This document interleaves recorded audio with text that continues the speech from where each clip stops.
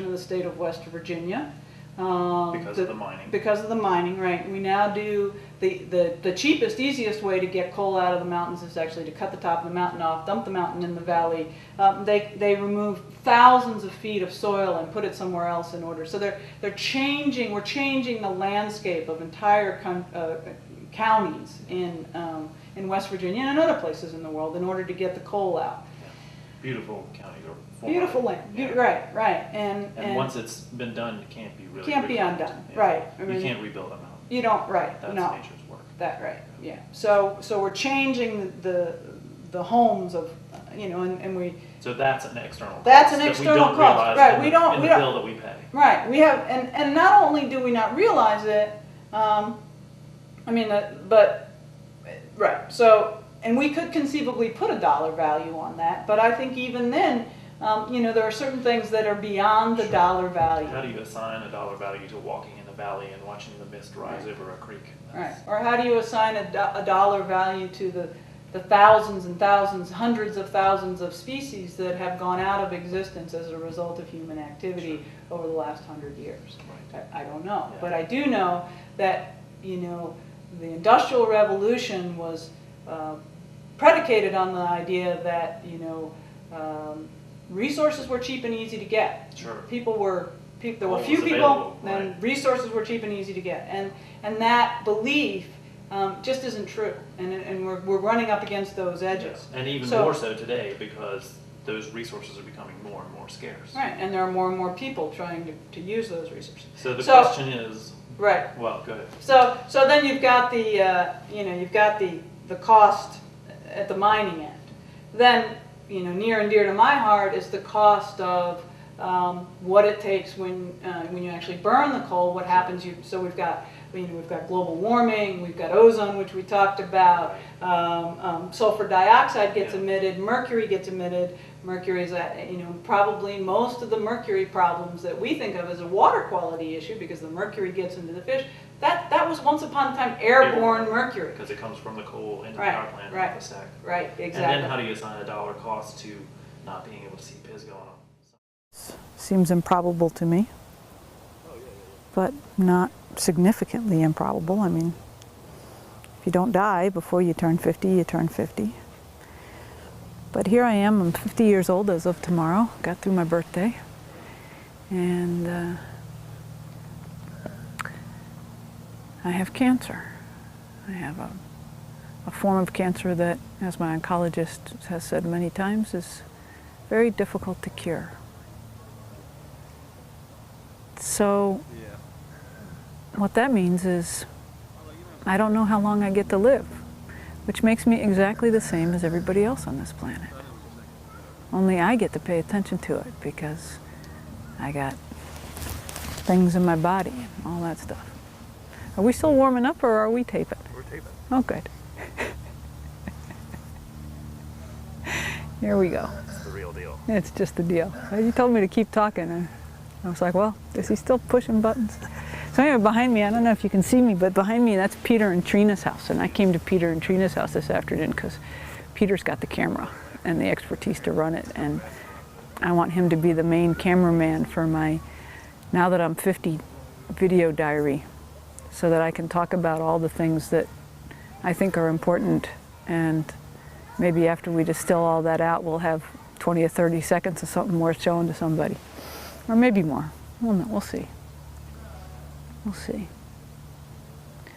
So the great thing about having, I want a physicist to help me with whether or not, can we truly make comparisons between quantum mechanics and everyday life? Is that spurious thinking or is that helpful thinking? Because it seems to me that quantum mechanics is suggesting that we live in a probability cloud. And that we never know what's going to happen. You never know what's going to happen. You know what's most likely. And most of the time what's most likely happens. But not always. And all kinds of other things can happen. So I want to have a great big party.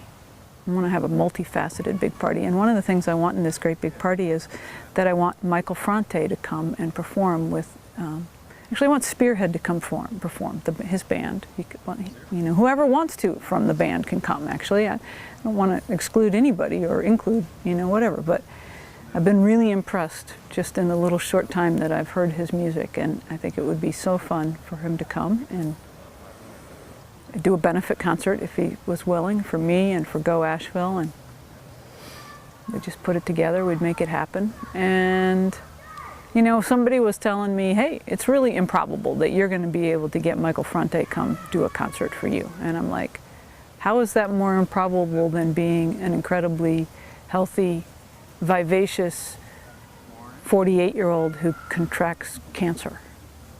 I mean, isn't that as improbable as anything gets? So after that, it seems like anything's possible. And that there's no reason to worry about what the limits are anymore. I mean, we know what the limits are. And, how do you describe death? Well, death is when you exhale and then you don't inhale. So if you want to practice, if you want to kind of see what gets in your way, just exhale and feel what is there at the end of the breath before you breathe in again. That's as experiential an opportunity as you're going to get to sort of practice. And like somebody out there's going, or somebody seeing this, if somebody gets to see this, is going, well, why the hell would you want to practice that? And it's like, it's the only trip we absolutely know we're going to take. And most of us don't even bother to, pack a bag or give it a second thought until it's like, most of us, many of us have oh shit deaths, It's like, here comes the idiot who wasn't paying attention through the red light to T-bone you. And your very last thought on this planet gets to be, oh shit. That doesn't seem like the best option. I'd like to, even if it is the idiot who wasn't paying attention, I don't really want oh shit to be my last thought. I guess if I had to pick a last thought right now, I might want it to be, dang, that was fun. Wow, that was good. That was great. Thank you. Thank you all. That would be a good last thought. So, anyway, riffing on death. Not that I'm inviting it. I'm actually working very hard to keep alive. It's actually the point of having a camera stuck in my face at this point, is so that I can document the important alivenesses that I see around us. We're living in troubled times. We're living in hard times. And there's often hard times. I mean, we live in humanity lives in hard times all the time, often of its own making. And we're certainly in a bit of a pickle right now because we're really powerful. We've got a lot of capacity. We're wicked smart. We're just there's no doubt at this point that we're the most dominant, aggressive, capable, manipulative species on the planet. We're the king of the crop right now. What was it? The lions were the king of animals or something? No, it's us. We don't know much about the consciousness of other higher animals. We don't know much about consciousness of anything. I mean, what do we know about the consciousness of a sea urchin? Probably next to nothing. And we don't know much about the consciousness of things like dolphins and whales, but we do know that they don't manipulate their environment nearly to the extent that we do. And that capacity to manipulate the environment is what makes us both really fascinating and really dangerous. Because while we're very, very smart, we're just not very wise. We're adolescents. I mean, the success of humanity is all dependent on whether or not we can survive our own adolescence. That's basically where we're at right now. You know, we need to call in the wisdom of kindness, of joy, the wisdom of the word that we use is this great big word called equanimity, which I love the sound of that word, equanimity. But basically, it could be like chill out. It could be just be like relax. You know, we've made it. We have arrived, and humanity could actually like coast for 1,000 years. And we seem to think there's a whole lot of really important things what we need to do, but really, basically, it boils down to some pretty simple things, really. Actually, what we need to do is make sure that everybody is taken care of. If we just make sure that everybody gets their needs met. And we all want the same thing, so we just start figuring out how to do that. And I'm not saying that's simple, or I am saying it's simple. I just contradicted myself. That's not a surprise, but it is simple. It's just not easy. That's the point. It's not easy. So, but it is simple. And there's a lot of components of this. There's a lot of pieces of this. And if I start going off into those, I'll distract myself right now, because along with the kindness and the joy, and along with the relax, the need to just relax. The other thing that we need is we need a parental mindfulness. You know, we need the mind with which you guide, and that with which you guide your children, with which we guide, you know, we divert them from danger. We teach them that we believe in not hurting each other, and we believe them in to be kind to each other. We know what we value, and you know what? No matter, many of us have really different beliefs, but we have fundamentally the same values. If we look a little different, a little bit down below, we see that we fundamentally want the exact same things, you know? So I'm starting a website called wakeupmama.org. And the idea of that website is to inspire, encourage, intend to bring the parental energy necessary to keep an adolescent species, a very clever, the cleverest of apes, to keep us from blowing up our world. Because we can. And I defy anybody to suggest that we can't, you know. Before I was born, we dropped some pretty darn big bombs on Japan, and you know, now everybody's got access to those big bombs. And anybody who's mad enough, it might want to use them. And so the security, the only security that we have, and it's not very secure, but it's the only security we have, isn't in protecting ourselves, but in seeing if we can meet everybody's needs. You know? I think about the times in my life that I've done destructive things to self and to others. They weren't happy, joyful times. They weren't times where I was relaxed. They weren't times when I felt well cared for. So that's it. That's what I'm interested in. And there's only about an infinite number of directions that this can go. From the creative to the inspiring, and I don't know what the journey will look like, but I'm inviting you all to come with me, and I'm going to put together some topics that are sort of the first topics that I'm interested in thinking about and writing about, and I've mentioned a few of them already. That thing about magnanimous mind, joyful mind, and parental mind.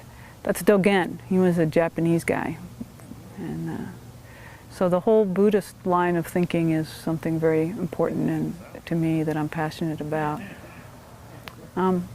We need a way in this culture to talk about population.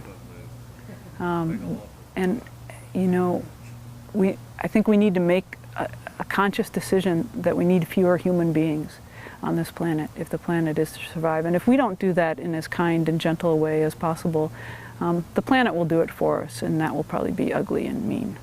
Not mean, just ugly and painful. It's just the nature of biology. If you grow beyond the capacity of the environment to support you, you die in a painful way. So we need to talk about population contraction and how humanity can do that in a way that is not coercive. You know, the Chinese tried. That's not the model, but we can do these things by actually. You know, I've lived 50 years. I've never had a kid. It's been a good life. I've had a lot of energy for other people's kids. How do we know we have too many children? Well, it's simple. We have children that nobody wants. How can there be a child born on this planet, a human child born on this planet that no human being wants to care for and take care of and love and bring along and make into a good human being? That the only way that can happen is if there's just too many of us, you know. We're too many rats in the maze. We're too many rats in the cage, and it makes us crazy. If there were fewer of us, we would be less crazy. And so, without any coercion, but with a sense of shared values, we need to open up to the idea that we can control our own population in a reasonable way, and we need to be talking about that. So on and on. I got only about, like I said, only about an infinite number of ideas like that we need to explore. So Peter, what do you want me to talk about next? How are we doing so far? Good so far. I'm getting hot. Yeah. I'm getting hot here.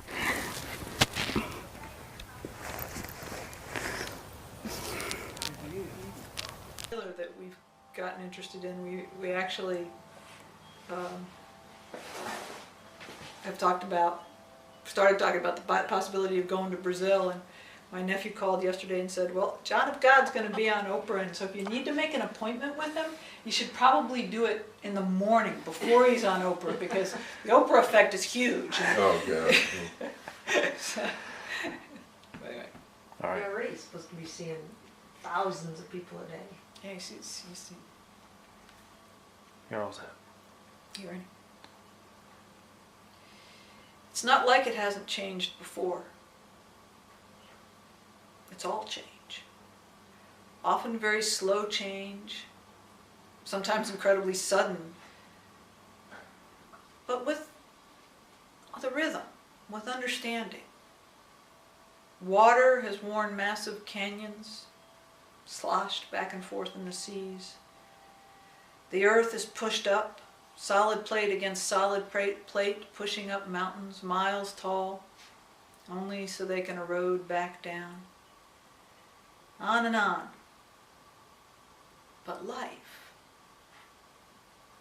is more complicated.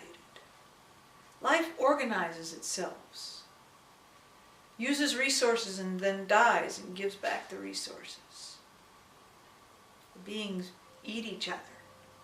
Other things happen. The algae that floated on the early sea exhaled a reactive gas that fed life, and life bloomed on me. And so it has seemed since the beginning that life begat life.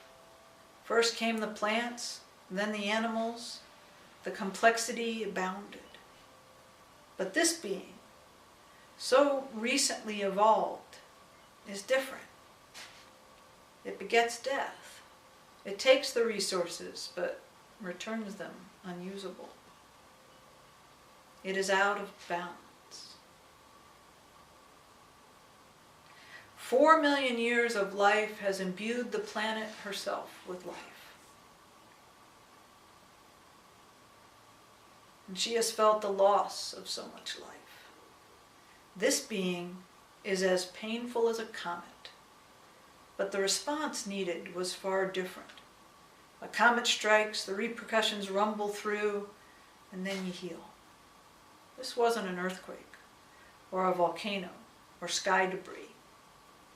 This was disease. Life was out of balance. So the earth woke up, because life depended on it.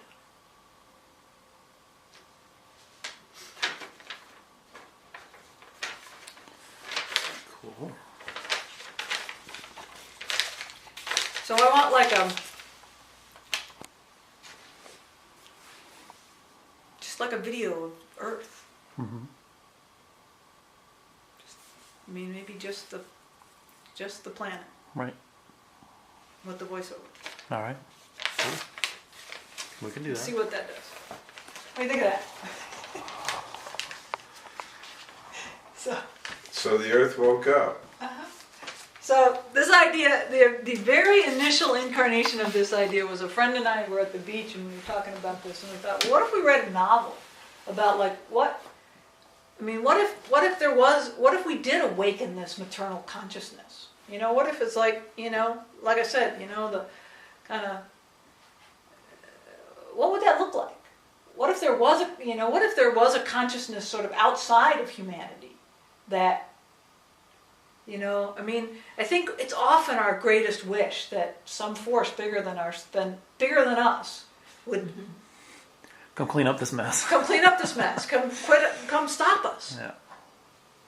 So, Well, yeah, a sort of unfortunate negative side of that is the only thing that would get all the people on Earth together yeah. in one solid, unified voice is attack from outer space. You know, Well, I mean, it makes it clear, I mean, the us and them, I mean, there you go. I mean, there's something that prevents us from having what we want. right, Us right. and them. The us and them mentality is exactly something that prevents us from getting what we want. And yeah, and you know, do we have to have a them for all of us to be us? Or can we create an all of us is thus, all of us is usness That's without a themness? the fear mentality. Right, without the right. Yeah. Right. The possibility of doing this trip. And frankly, my mind was pretty much set on one thing, and that was to cure this cancer that has decided, for some reason, that it wants to take up residence in my abdomen. So that was the primary purpose of our trip. And I'm going to go ahead and tell you the end of this story right now. Suspend the suspense. And then we'll see what all fills in the details. To suspend the suspense, no, as of today, I can't tell you that I am confident that I am cured of cancer. But I can tell you that a tremendous healing happened on this journey. And that healing is ongoing. And that this gathering is part of that healing. We called this evening Let the Healing In. That was as much a reminder for me and for Ruth as it was for you guys. I see each and every one of you as part of my healing journey, and that's another reason why I'm so